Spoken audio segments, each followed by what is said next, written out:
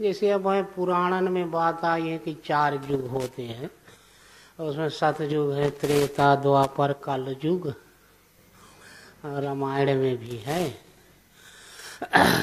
और कि कभी सत्य युग था, वहाँ सब सत्यभाषी रहते थे, पाप होता नहीं था। और वैसे देखा जाए तो उसी में सतयुग में तमाम वर्णन आता है कि ऐसे ऐसे राक्षस हुए थे। हिरण्याकश्यप हुआ कि कोई भी भगवान का नाम नहीं जप सकता था, और प्रहलाद उसी सतयुग में पैदा हुए, और उन्होंने सबको साधना विधि बताए, भजन के विधि कि भगवान हैं, और सब लोग माने। त्रेता में भी है, रावण का परिवार था। द्वापर में आकासुर, बकासुर, कंस, तमाम आतंकवादी अब बहुत पाप कर्म करते थे। अब कलयुग कहते हैं अब है, तो कलयुग में सब भगवान का नाम तो जप सकते हैं, चाहे जो कुछ करे, धर्म कर्म, चाहे रोड के किनारे बैठ जाए तो वहाँ सरकार व्यवस्था करने लगा थी। हाँ, तो कलयुग है। तो कलयुग का अर्थ होता है साधना की 4 सीढ़ी होती है। कलयुग माने होता है साधना की शुरुआत।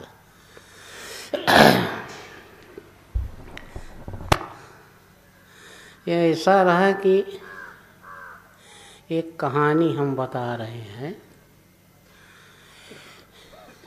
एक थी तो एक लड़की, उसका ब्याह हुआ।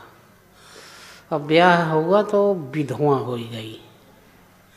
और जब विधवा हो गई तो पहले पुनर्ब्याह का विधान नहीं था, तो सब गांव के कहे कि अब तुम भगवान का भजन करो, भगवान ही तुम्हारे पति हैं, और भगवान का भजन करो। तो उसने भजन करने लगी भगवान का, और मंदिर बनवा दिए, वो कुटिया उसकी गांव के बाहर भजन करते थे। सब लोग श्रद्धा रखते रहे, और भजन करते करते जब वो 55 साल तक पहुंच गए तो एक दिन वहीं से निकली एक बारात, और बारात वहाँ रुक गई, पानी वानी पीने लगे, कुआं उआं था। तो देखा उसने दुल्हन दुल्हा बैठे थे पालकी में। तब वो सोचने लगी साध्वी कि इसका देखो ब्याह हुआ है और हम विधवा हो गई हैं, ऐसे ऐसे उसका मन कहाँ कहाँ पहुँच गया, संकल्प करने लगी। तब से उसका हार्ट फेल हो गया, वो मर गई। सदगुआइन मर गई तो पहुंची जमपुरी। यमराज ने उसका लेखा जोखा लिया, तो यमराज ने कहा इसने पाप का चिंतन करते हुए प्राण त्यागा है, और मरते समय जैसे मति वैसे गति, तो इसको नरक मिलना चाहिए। तब उसने अपनी सफाई दिया, जीवन भर हमने पाप कर्म नहीं किया, भगवान का भजन किया, चिंतन किया, कहा कुछ भी हो, मरते समय तो चिंतन हुआ। तब फिर उसने बताया कि एक हमारे गांव में न्यायी बाबा रहा थे, वो यदि कह दें कि तुम पापी हो तो हमें नरक दे देना, कह दें पुण्यात्मा, वो अच्छा न्याय करते हैं। तो यमराज कहा चल उसी को बुलाओ, कहे उसकी बात हम मानेंगे। तो उसे बुलाया गया, पकड़ ले गए यमराज के दूत। तब उससे कहा गया तो वो सफाई दिया बूढ़वा, कहा भाई हमारे गांव के बहन बेटी है, जीवन भर भजन किया, और जो हम बात कहते हैं वो सत्य कहते हैं। हम मन से रोज 100 या 80 यज्ञ किया करते हैं मन से, इसलिए हम बात सही बोला करते हैं, तो ये सही है, पापी नहीं है। यमराज ने कहा कि मन का थोड़ी माना जाए, तुम 100 या 80 मन से करते हैं, कभी किया है शरीर से, कहा कुछ हो नहीं, मन से हम यज्ञ करते हैं, अश्वमेध यज्ञ। तब उसने कहा, वो बूढ़ऊ कहा जब मन से अश्वमेध यज्ञ न माना जाएगा तो माने से तो इसने चिंतन किया था, तब से ये कहाँ ब्याह कर ली। तो यमराज छोड़ दिए।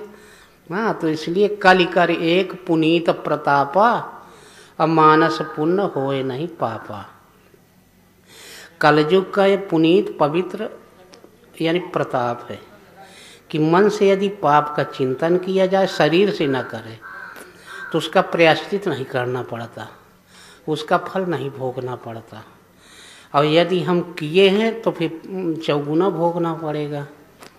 और मन से यदि पुण्य का चिंतन करते हैं कल युग में तो उसका फल मिलेगा कि मन से हम तीर्थ जा रहे हैं, मन से सदगुरु की सेवा कर रहे हैं, मन से ध्यान कर रहे हैं, और वही है मानस पूजा हो जाती है। अब मने वाला सब माना गया है। आम छाह करी मानस पूजा, तजी हरि भजन काज नहीं दूजा। काग भूषण जी केवल मन से ही पूजा करते थे भगवान की आम के पेड़ के नीचे, और भगवान उनसे बातें किया करते थे, तो मन वाला ही माना जाता है। एक सेठ रहे, बहुत रहे कंजूस। एक कोई संत आए थे, सबको बता रहे थे मंत्र। उसने कहा महाराज हमको भी बता दो कि खर्च कुछ न करना पड़े और सस्ता बता दो, एकदम से लगे कुछ ना, हम भी भगवान का भजन करें और भगवान प्रसन्न हो जाएं। तो महात्मा कहे मन से पूजा किया करो। तो जैसे बाहर किया जाता है तो धूप दीप नैवेद्य मने मंदिर है, वास्तव मन मंदिर है, मने में खूब पूजा करा करो भगवान का। और उसके बैठ गई बात किया, ये तो बहुत बढ़िया बात बताए, नहा धो के बैठ जाए, मने मंदिर है, बस मने से पूजा करने लगा भगवान की। और उसे सही सही भाषाएं लगा, भगवान की बातें भी सुनाई देने लगी। कोई भी है मन से पूजा करे वही की मन को सिमेट करके केवल मने मंदिर है। मन धन इंद्रिय बराबर मंदिर। पहले के महापुरुषों ने मंदिर बताए तो मन ही मंदिर है कि मन सहित इंद्रियों को अंतर्मुख करके मन से ही पूजा करे, भगवान का भजन करे, सदगुरु का ध्यान करे। बस तो उसने करने लगा। एक दिन उसने माने भगवान कृष्ण का पूजा करता रहा और चढ़ाने गया है दही, तो उसमें देखा कि माने चीनी बहुत पड़ी है, कटोरा के ऊपर है, तो बड़बड़ाने लगा मन है मन कि घर वाले नहीं जानते कि चीनी के भाव इतना महंगा, अनाप का शनाप डाल दिए, आखिर कल के लिए क्या होगा। सोचा 2 चम्मच निकाल लें कल के लिए, और जब चम्मच लगाया तो भगवान 2 लात मारे उसके। कहे सारी इसमें तुम्हारे बाप का कहा जाता है तो माने का। लात पड़ते ही उसे ज्ञान हो गया, भगवान की प्राप्ति हो गई। मने पूजा करते करते वो साकार हो गया।